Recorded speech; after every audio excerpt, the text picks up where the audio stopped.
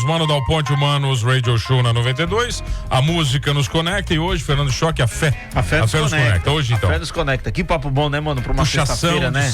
Do saco do pastor. Aquele papo gostoso, assim, que a gente gosta muito aqui. Hoje você trouxe, então. Que a gente fala você trouxe teu pastor pra dar aquela puxadinha de saco nele? Não, mano.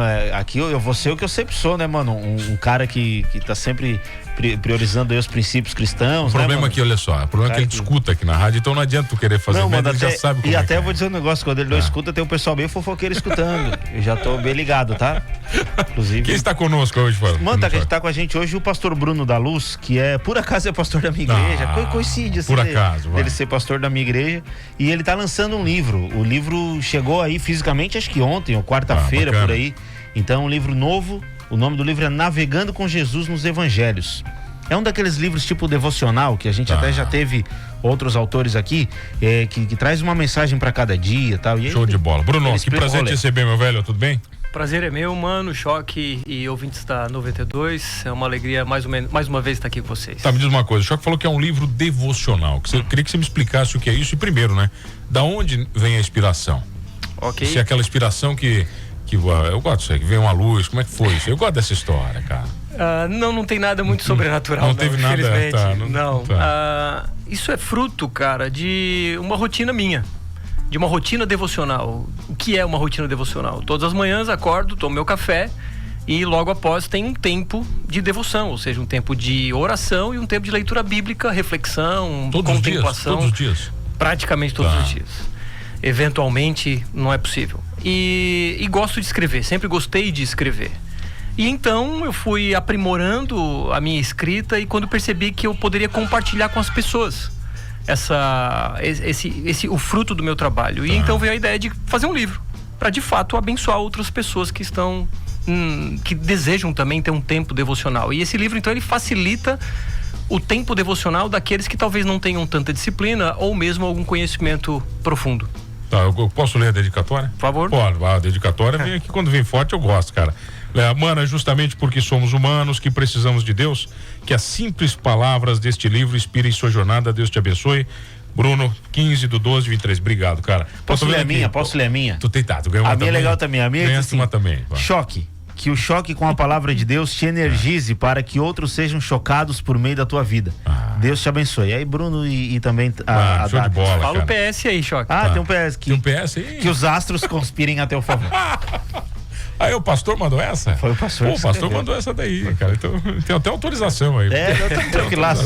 O Choque me convidou aqui pra se redimir, eu tô ligado. Mas ele... Nessa semana, né? Nada a ver, gente. Nada a ver. Não vai nessa daí. É inteligência artificial, nem fui eu, nem tava naquele dia. Ô Bruno, como é que você escolhe, por exemplo, cada passagem de cada dia? Porque não é uma passagem isso, né? Não é uma... Quando você coloca como seleção aqui, então, é isso? O método que eu uso é uma ferramenta chamada SOPA. É uma ferramenta que vem do inglês, obviamente com outro nome, e é um acróstico, né? De que cada letra significa algo. Então a ideia por trás desse devocional é: você lê um capítulo da Bíblia por dia, de forma sequencial.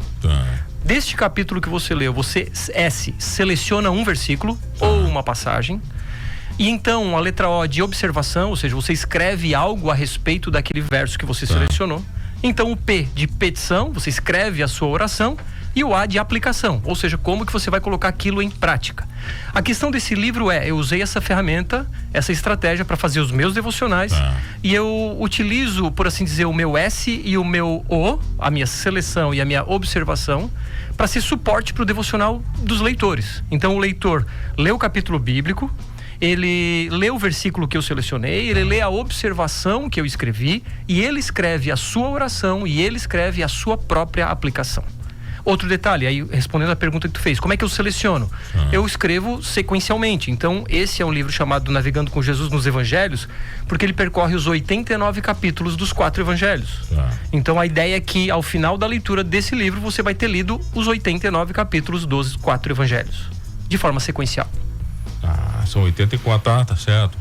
Pô, bacana. Quanto tempo demora pra fazer isso aqui, cara? Cara, eu escrevo um por dia, mas eu literalmente escrevo 5 por semana.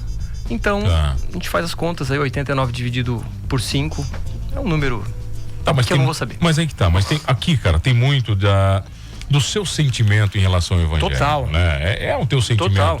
Né? E muitas vezes o teu sentimento ele é carregado por preconceitos, expectativas, vivências, feridas traumas que você traz, né, cara? Isso influencia as pessoas de uma maneira. Cada pessoa vai ler isso aqui e vai se influenciar de uma maneira diferente?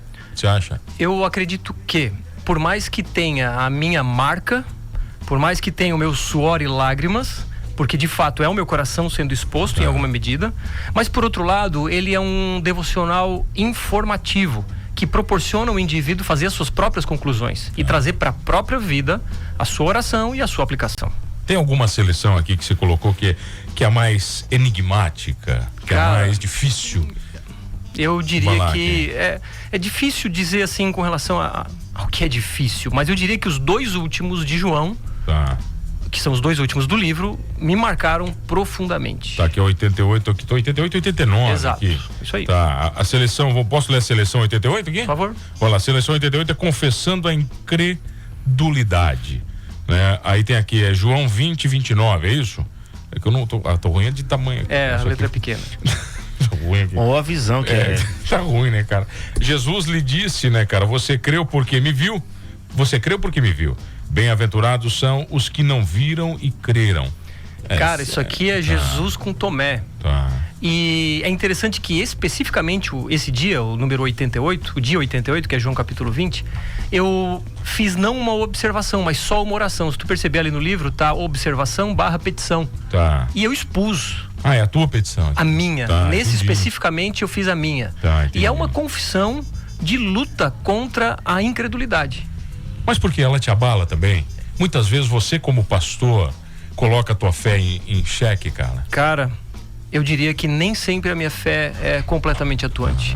Até porque, talvez isso tenha a ver com o meu histórico, eu venho de um contexto muito cético. Eu tenho, as minhas formações anteriores em fisioterapia, educação física e mestrado em neurociência, eram muito, sobretudo meu mestrado, dentro do Instituto de Psicologia da USP, então algo muito cético. E eu não era cristão nessa época eu era espírita, então eu venho de um contexto cético. Mas o espiritismo te deixa cético? Em alguma medida, sim. Porque, inclusive, o espiritismo se entende como uma religião / ciência. Então busca explicações técnicas e científicas para diferentes fenômenos, inclusive. E eu tinha um baita preconceito com relação à Bíblia. Eu entendia que o que boa parte das pessoas entende como um livro escrito por homens, cujo conteúdo foi mudado por interesses pessoais de padres, de reis e assim por diante. E eu tinha esse preconceito. Até que então, em algum momento da minha vida, tive um encontro genuíno com Jesus e fui averiguar. Que história é essa de Bíblia? Vamos ver se dá para confiar. O que você começou lendo da Bíblia que mudou você? Gênesis capítulo 1. Começou do... Mas, enquanto lia Gênesis capítulo 1, eu confrontava com a teoria da evolução e percebi que não fazia muito sentido. Então, cheio de críticas, cheio de perguntas, fui investigando, fui aprofundando. E aí, então, quando eu me deparei com um número de estudiosos, teólogos, filósofos ao longo da história que mergulharam profundamente nas escrituras, pude perceber que há inúmeras, ou diria muito mais obras teológicas do que de qualquer outra área da ciência. Por isso que a teologia, há alguns séculos atrás, era conhecida como a rainha das ciências. Então pude me aprofundar e pude perceber que, cara, dá para confiar no que está escrito nas escrituras. Não somente pela fé, mas porque a ciência me dá subsídio para crer, ou melhor, não para crer, para saber que esse texto não foi adulterado. É porque a Bíblia é o livro hoje mais lido, mais traduzido, mas também é o livro mais perseguido e o livro mais ignorado do mundo. Então, assim, muita gente questiona o texto bíblico com a argumentação de mas foi um livro escrito por homens, é um livro muito antigo, talvez tenha sido adulterado. Mas na mesma proporção que a gente tem cientistas mostrando que a Bíblia é um livro digno de confiança, pelo menos nos seus textos, não no seu conteúdo, talvez, a gente também tem um grupo de cientistas que tenta, de alguma forma, mostrar que o texto bíblico foi adulterado, mas nenhum destes conseguiu até hoje mostrar algum original bíblico que contrapõe aquilo que a Bíblia apresenta. Rui Constante está dizendo, a Bíblia é cientificamente exata. Um abraço pro Rui, queridão. Hello, amigos, que honra ouvir o pastor Bruno falando da sua obra com vocês. Deus abençoe grandiosamente. Quem mandou que foi a Anne, mandou para você um abraço. Que pastor, show de bola. Mas assim, Bruno, então a partir do momento que você, como pastor, questiona a sua própria fé, você não me julga quando eu questiono a minha? Óbvio que não julgo ninguém. Não tem como você me julgar por questionar a minha fé. Absolutamente não. Eu já fui um cético quase que pleno nesse sentido, e hoje, claro... Mas você era combativo, cara? Porque geralmente o cético, ele quer ser combativo. Claro que sim. Eu sou ainda hoje, eu só mudei de lado. Tá. Eu conheci o Bruno nesse período. Você conheceu ele? Eu conheci o Bruno. Eu conheci o Bruno na época em que ele se converteu, eu tava lá, eu já tava no rolê, eu cheguei antes, né? E ele já tava por lá. Eu tava em qual deles? A gente era da mesma igreja dessa época aí, e aí eu lembro da época que o Bruno tava chegando na igreja, assim. E o negócio que chamava muita atenção é que a galera mesmo comentava, né? Porque o Bruno sempre foi esse cara assim que chama atenção, o cara alto, né? A pinta de galã e tal. Vai querer agora puxar o saco assim também. A gente sempre dá aquela alfinetadinha, né? E a gente percebia, assim, aquele negócio do Bruno, tipo assim, tô vendo o que tá acontecendo aqui. Sempre muito observador, assim, do movimento, né? E aí também eu lembro do dia também que ele se entregou, assim, que tipo, desistiu de correr. Tá, mas como é que foi, cara? O dia, assim, o que rolou? Cara, eu gosto de saber dessas coisas. Aí eu tive duas experiências que marcaram minha história. Experiências não são necessariamente para ser buscadas ou replicadas, são vividas. E eu tive as minhas experiências que não precisam ser levadas como doutrina. Inclusive, temos bastante ceticismo até em alguma medida com alguns movimentos mais críticos, mas aí é história para outros momentos.